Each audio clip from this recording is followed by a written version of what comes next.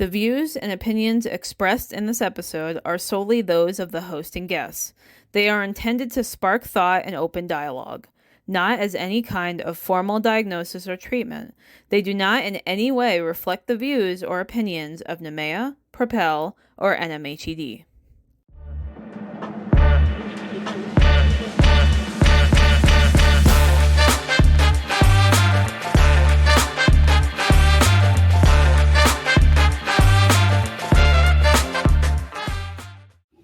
Okay, hello, and welcome to the NMAEA podcast. I'm Nadia Cater. We have a very special episode today. I've been waiting for this for weeks. I'm so pumped. I wanted to make sure I got this down. So yes, here's me really revving people up for this, right? So today we're having a kind of roundtable on neurodivergent educators. I'm joined today by Edelen and April Smith. Thank you both for joining me today. So can you guys introduce yourself? April, please go first. Hi, Nadia. My name is April Smith. I am currently the Adult Education Programs Manager at Encuentro here in Albuquerque. I'm happy to be here. Thank you for having me. Thank you. And Matt, please introduce yourself. I'm Matt. I am currently the Student Success Coordinator for the Albuquerque Adult Learning Center, as well as technology support for Propel. And I've been doing adult ed for 6 years now. So lots of experience, not only on myself, but also working with students with neurodivergence. Wow, excellent. April, just because Matt asked, how many years have you been in adult ed?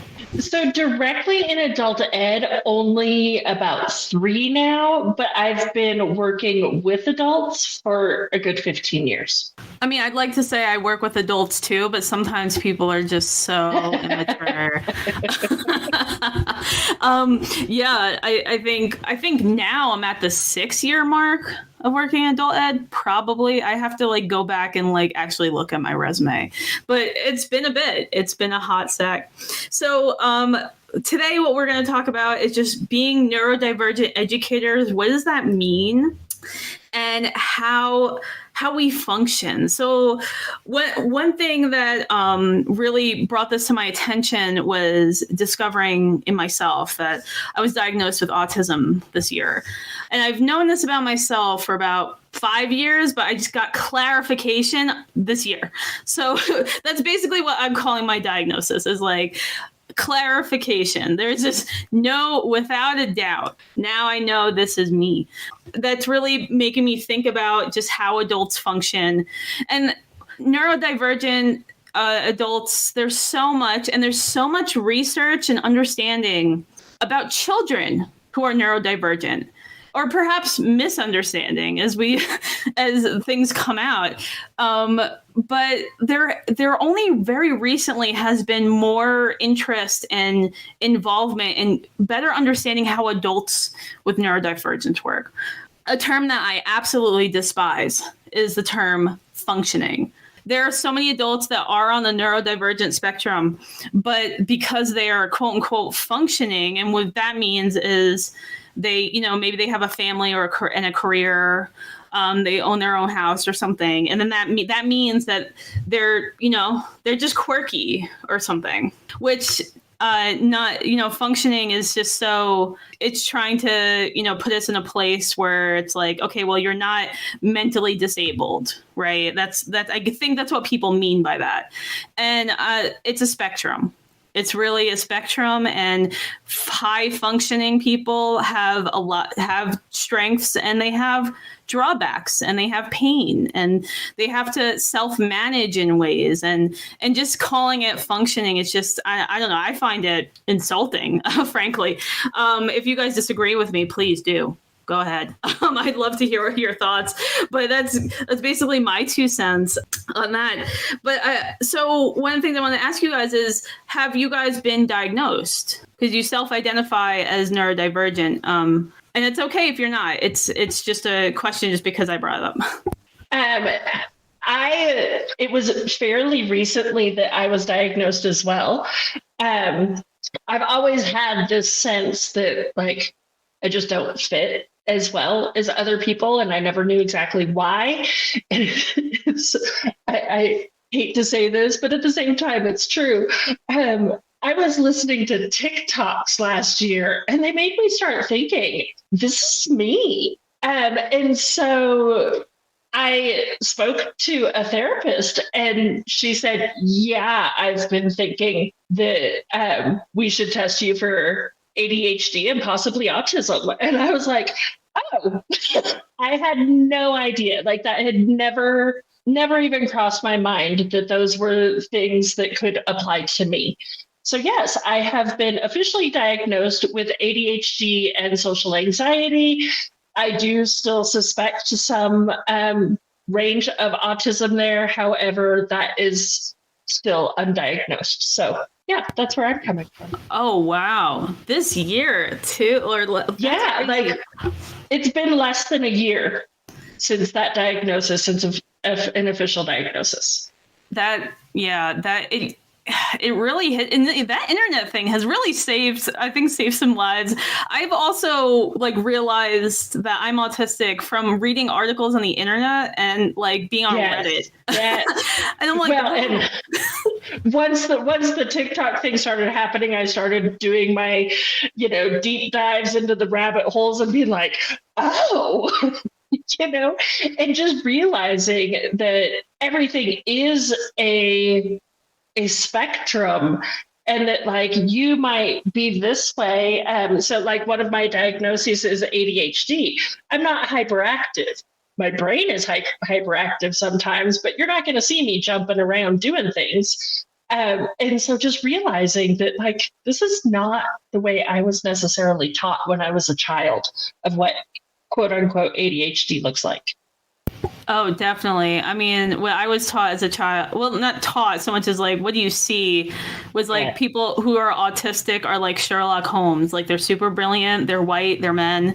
And they can just you drop a bunch of pencils on the floor and they can immediately know how much is and I was like, that's not me at all. That makes no sense. And I was like, oh no, that is a very specific kind of autistic person. Yeah. Yeah. So what about, and can I add to that too, that I actually come from a small rural town, and I grew up in the 80s. Mental health was not even a thing. The teachers didn't even have any idea what to look for, let alone tell me to get diagnosed. That was not something that was done. So yeah, as a child, that just totally under the radar. Oh yeah, absolutely. Matt, how about you? Have you been officially diagnosed? So I actually had the opposite experience of April, where I lived in a big city, so I was diagnosed very young. I think my ADHD, well, back then it was ADD because I didn't have the hyperactivity part. So I was diagnosed when I want to say I was 6, medicated. Actually, the medication was so bad that I actually stopped being medicated right around the age of 11. So I've been diagnosed unmedicated for 29 years now. And then later on as an adult, I was dealing with some other mental health concerns and was re-diagnosed at that time with adult ADHD. Still unmedicated. I refuse. At this point in my life, I refuse any sort of pharmacological thing. There's lots of other ways to manage ADHD. So I find that it's better for me to use my own coping mechanisms and my own strategies that I've learned over 34 years of being diagnosed with ADHD to really manage how I function. I know we don't like that word, but how I interact in society, I guess. Well, I mean, I would say functioning is a thing. What I mean is when people use that term to delineate between people who are mentally disabled and who are not, because I feel like those are very different things. And it's also, there are times where it's used as a way to really remove yourself from a diagnosis in a way, or an idea. It's well, you're functional, so it doesn't matter if you have this thing, or why you're going to pursue that. And I've heard these arguments before. And it's just, that's why I'm against it. But being functional is so different and across the spectrum. Someone who's mentally disabled does not mean that they're dysfunctional. They have limitations, but they have functionality and they function in their lives, right? So it kind of takes away a lot from people, I think. Yeah, and I think because for so long we used that term high functioning, it was like, okay, this group is okay. They're okay. We don't have to necessarily treat them any differently because they're high functioning, versus individuals who do experience other types of comorbidities, individuals who may be affected by their neurodivergence in a way that does make them nonverbal. Maybe they stim constantly. These things that we notice in neurodivergent individuals are sometimes stigmatized. And then that's where we get that high functioning, low functioning terminology, I think, is because of how each individual interacts in society, especially individuals who are nonverbal. We always see them labeled as low functioning, but some of the smartest individuals I've ever met were nonverbal autistic. They just express themselves in a different way. To add on to that, you don't like the word high functioning or that phrase. I personally don't like the word disabled because I don't feel like I am disabled. I think differently and I do things differently, but there's not a lot I can't do, in compared to others. So yeah, that's a personal. No, that is interesting. When I was coming to terms with my own diagnosis and really like thinking and processing my life, I just came to like kind of a conclusion. Like, I don't consider myself disabled. Autism is classified as a disability, but what I think of it is my environment disables me. So, for example, like being at concerts and it's really loud and there's all those bodies, it cripples me in a way. And like it affects me mentally, physically, emotionally.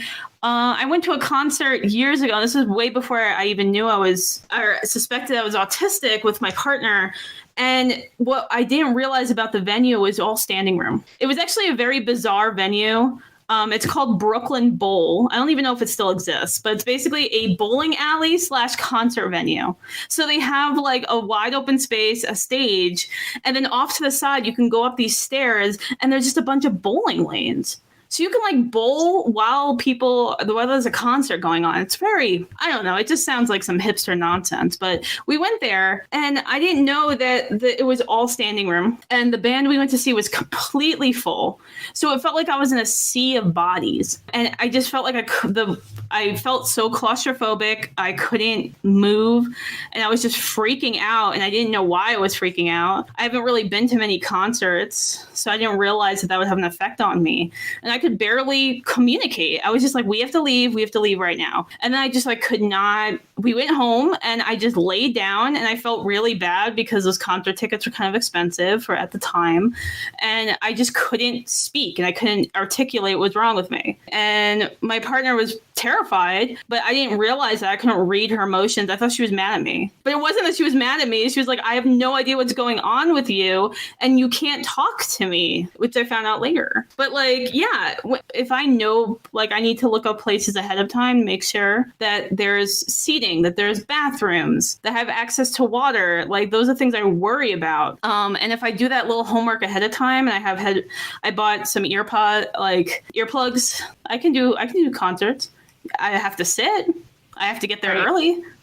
I have to have earplugs. And I have to protect the space around me. Yes, I need not to be in a sea of bodies. But like since realizing that about myself and making these changes in my life, I don't feel disabled at all. I feel like functional human being. I just have to make sure I know about things ahead of time. So I think you have a really good point there because like I don't feel disabled. I just feel like the world wasn't made for me. And I have to figure And out what that means. I do think that there is a need for, I hate it, but for the classification, because there are challenges in the workplace, in school, in different areas that cause me to need different accommodations. So I do see the need for that classification. I don't like the word. That's totally there's such a stigma with disability. I'm the same. I don't like the word disability. I like it. I prefer thinking of it as being differently able. You're still capable. You still have a lot of things you can contribute to society. You just do it a little different.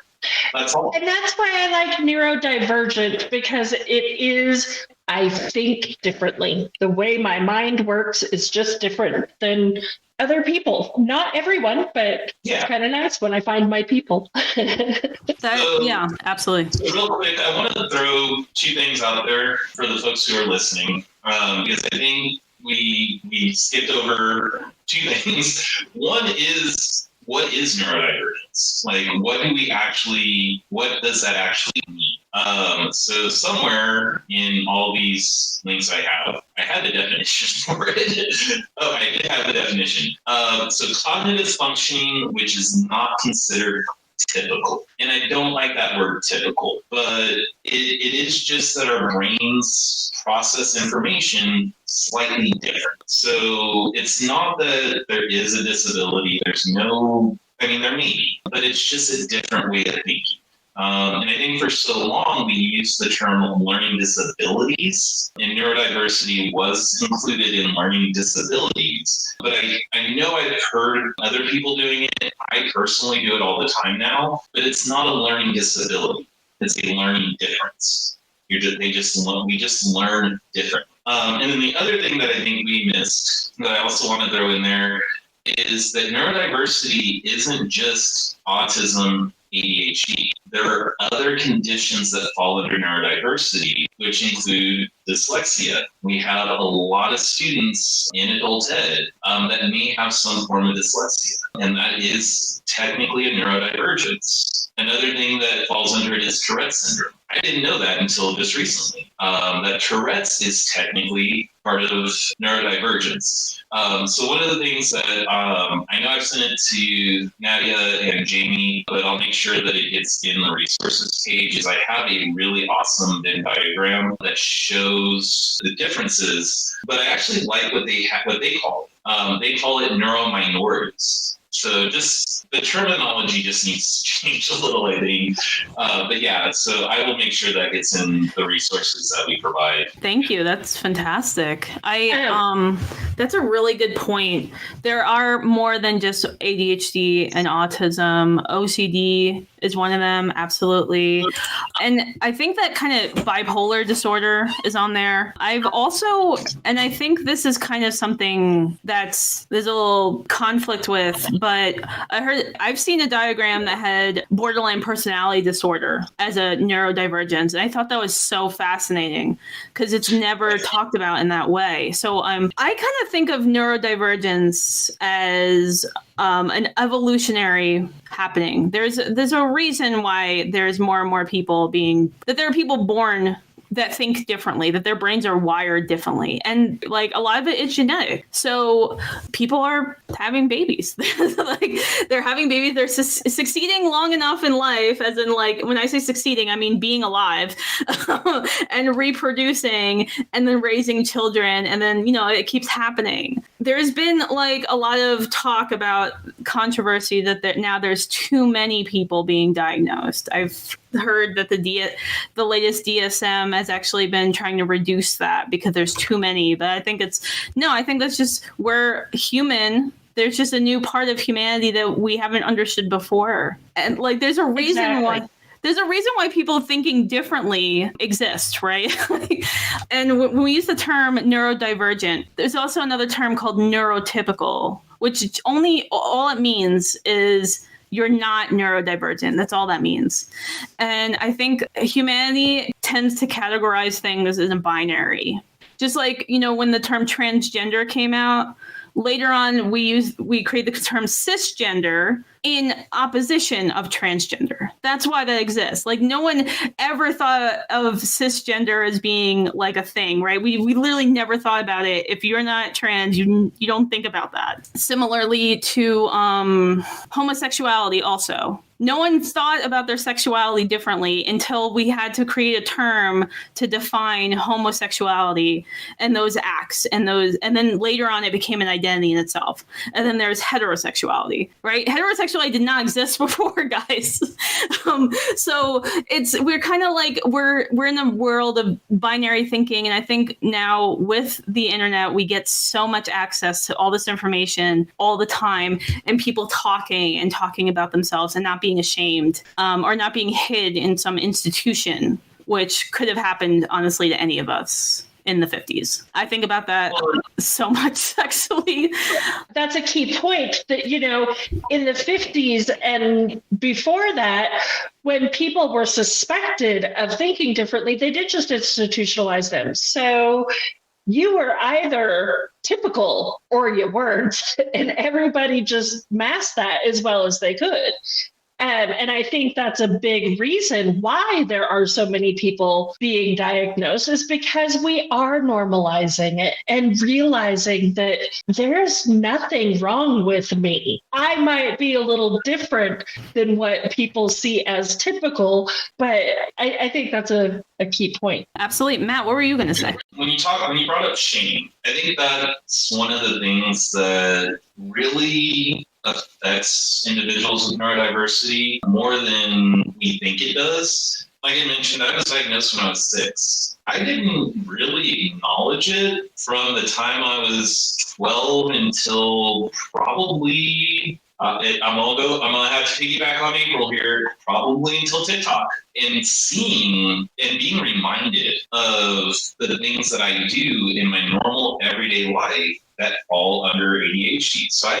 So that shame and that stigma of being diagnosed with ADHD really kept me from actually addressing my ADHD. It kept me from actually embracing it even. Because I think a lot of times when we talk about ADHD, autism spectrum conditions, anything that falls under neurodiversity, there's always a stigma. There's always something wrong. And that creates a lot of shame within neurodivergent individuals. So we hide. And we go into hiding. We don't talk about it. And I decided last year that I wasn't going to hide anymore. I wasn't going to be afraid of who I was anymore. I was going to accept it. And through that acceptance, I was able to see where, yeah, sometimes my executive functioning just sucks. And sometimes I'm not going to have the ability to do the things that I know I need to do, like doing my dishes or doing my laundry or vacuuming, or all those little things that individuals who would be considered neurotypical, they don't put any thought into those things. I have to put in so much extra thought and so much extra effort just to do my dang dishes. And adding on to that, Matt, a lot of those things and not doing those things, or the way that ADHD and other neurodivergent things manifest, come out as quote unquote misbehaving. Oh, you're not vacuuming your house. How could you not vacuum your house? Or you didn't do your homework. Or you're dysfunctional. You can't sit down. Yes. Like it comes out that I'm being bad. I'm misbehaving, and I'm just being me and doing what I can. Yeah, exactly. We work different, man. And because we're talking as educators, I mean, we've all been up against deadlines. We've all been up against some sort of administrative report we have to do. We have these things that we know we have to do. We know there's a deadline to it, but sometimes it's not a matter of procrastination. It's a matter of my brain just won't let me do this right now. And that's why I don't, because ADHD, we're lazy. We can't stay on task. No, ADHD folks, we can stay on task. That's how I built a website in 8 hours. We have hyperfocus. We have hyperfixations. Those are things that do benefit us in a lot of ways, but sometimes we just can't focus at all. And that was actually happening to me today. I was in the office. I was doing good at first, and then I got an email. Well, I didn't get the email. Somebody else got the email and told me about it. And as soon as that happened, my thinking totally became non-functional or dysfunctional, because now my hyperfixation is fixing that problem, not any of the other stuff I needed to do. But, here's this major fire that I've got to put out. Even though that fire, I have a month and a half to put it out, I see the fire. I'm fixated on the fire. I don't, yeah. So when you guys are bringing this stuff up, I had a toaster oven I ordered from Amazon 3 weeks ago, and I just opened it yesterday. I could not put it together in my head to take this. There's no assembly. I had to take it out of a box and put it on my counter and plug it in. And for whatever reason, I could not do that for 3 weeks. But then I can super hyper focus on work stuff, like working on a design or something for Propel. And I'll just sit there at my computer for 5 hours straight and just oh man, why am I all crampy? I don't total time blindness. I was I don't get why does my back hurt? And my partner will have to be you were on the computer for 5 hours. I was what? This interview will continue on the next part of this episode. Thank you for listening to the NMAEA podcast.